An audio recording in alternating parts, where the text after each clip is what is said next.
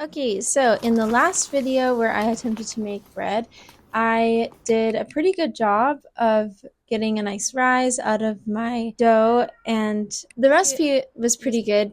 The taste was nice. The general shape of the loaf was where I really messed up though. If you remember from the previous video, I said that I should have separated my dough into 3 separate pieces and made 3 rolls and put those into the shokupan mold. But instead, I just rolled the whole thing up like I would if I was using a normal loaf pan, which is where all of the shaping issues I had came from. So in this episode, I was able to fix a lot of that. Also, this time I'm using a different recipe. The last recipe I used was a standard white American sandwich loaf bread, and this time I actually used a hard bread recipe that is from the book Water, Flour, Salt, Yeast, which I've mentioned before. This book is really good for bread baking. I highly recommend it. These recipes are made for cooking inside of a Dutch oven. So I made the whole recipe, which makes 2 loaves, and I did half of it, 1 loaf, inside the Dutch oven like you're supposed to, and I did the other loaf in the shokupan mold. So I started out by weighing out all of my ingredients. There's only a very small amount of yeast in this recipe because it has a very long rise. And like the title of the book, there is only flour, water, salt, and yeast involved in this recipe. You're supposed to mix it, but I don't like making my hand dirty, so I used a spatula. Of course, for kneading, I did have to do that by hand because I do not have a mixer, a stand mixer.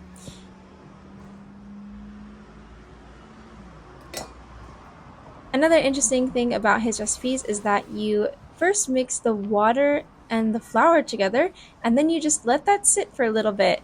And I don't know why. It was kind of confusing when he explained it. It's like you're just letting the flour introduce itself to the water for a little bit. And then after about 10 minutes of letting them get acquainted, you add the yeast and the salt together at the same time. Now, if you're a fan of the Great British Bake Off, you may have heard from Paul Hollywood that you're not supposed to mix the salt and the yeast together because it stops the yeast from actually blooming. But this hasn't been an issue for me at all, so I'm not sure if Paul Hollywood doesn't know what he's talking about, or actually, I don't want to start beef with Paul Hollywood, but it hasn't been an issue for me in all of the breads that I've baked using these recipes, so I'm not going to say he's wrong, but I think he might be wrong.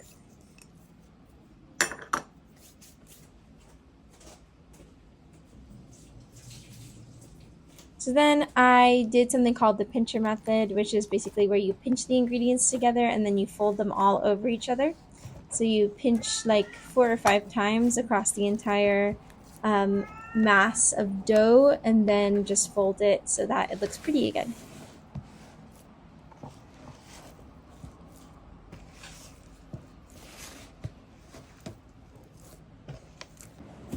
So next begins the process of folding and turning the dough.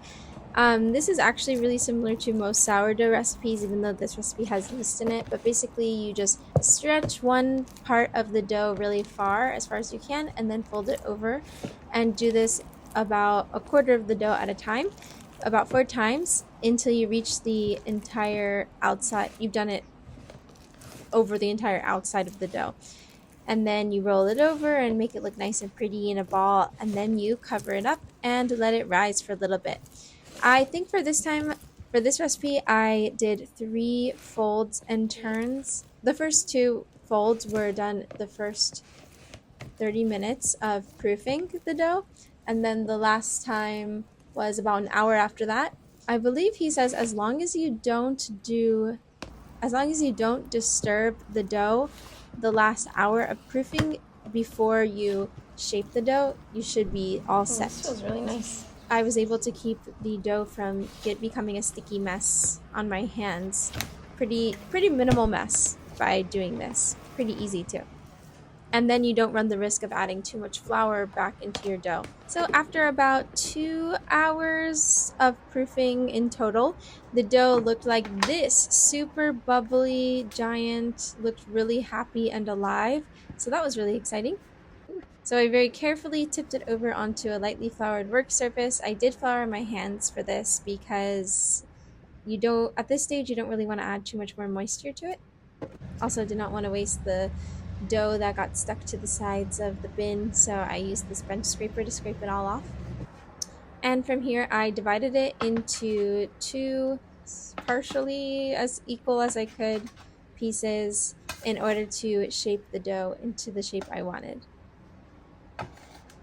And I did flour things pretty liberally here because the dough is very sticky. So here is where I correct my mistake from last time. Instead of just folding the dough and making a nice rolled shape to put into the shokupan mold, I divided it into three, as you can see here, and made 3 little rolls. I wasn't able to get the rolls as pretty as I wanted them, so I ended up making them more into balls and putting those 3 balls into the shokupan mold.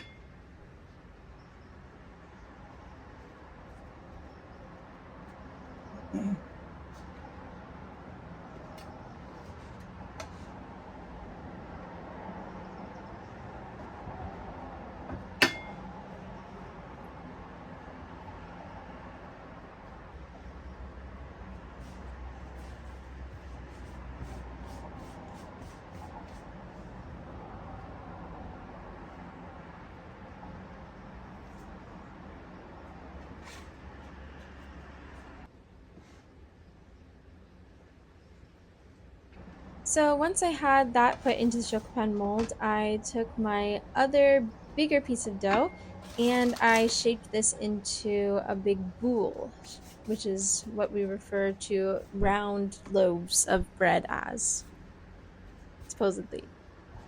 I did this by stretching it and pulling each end towards the middle and making a nice ball and rolling it around so that the seam on the bottom sort of disappears. And once I had a nice plump, what would you call it? A nice plump bread ball, I put it into a bowl that I lined with parchment paper, and this is the same parchment paper that I will be baking the loaf in as well. That way I can just easily pick it up out of the bowl when the time comes and put it right into the Le Creuset. And I'm going to go ahead and close up this shokupan mold as well so that it can proof a little bit faster. And about 35 minutes while I was preheating the oven, it looked like this, ready for the oven. So I baked this guy at 180 degrees Celsius for, I think it was 40 minutes, which turned out to not be enough time. It looked super good when I took it out of the mold, and I was super excited to eat it. And as soon as I cut into it, it was not ready to be consumed yet. It was still a little bit raw. Oh no! Eh? Not at all. It's not ready. What? Yeah, why? I don't know. And I could like squish the dough back together to become like raw dough, which was kind of gross. So we had to pivot really quickly.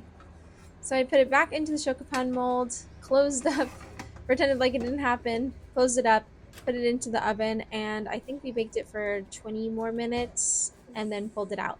And it was looking a lot better, but still not perfect. Really disappointed with how I jumped the gun with this one. I think it could have been really perfect, so next time I'm definitely going to be more careful and monitor it more closely and maybe even use a thermometer and see if it's done that way. You are supposed to preheat your Dutch oven, but because of this mishap, I had already started to bake my second loaf, so I had to pull the Dutch oven out of the oven, let it sit there. I know it cooled down a bit, but after being in the oven for the right amount of time, about 45 minutes, it came out looking really delicious. Nice golden brown color on top, and a hollow sound when you do the poke test.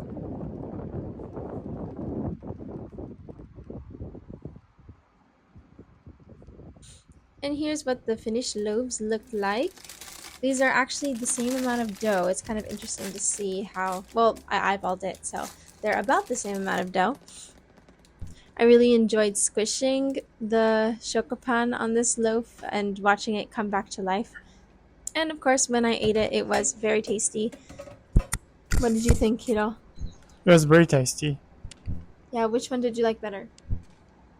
Did you like this bread I made or the previous recipe better?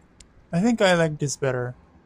It has more air and flavor, I think.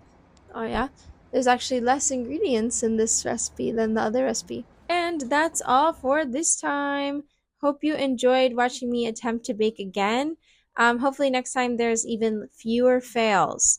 First time, the shape was all wrong. Second time, the bake was all wrong. Maybe the third time, I will get it perfect. Maybe you can try something fun, color or ingredients next time too. Yeah, that would be fun.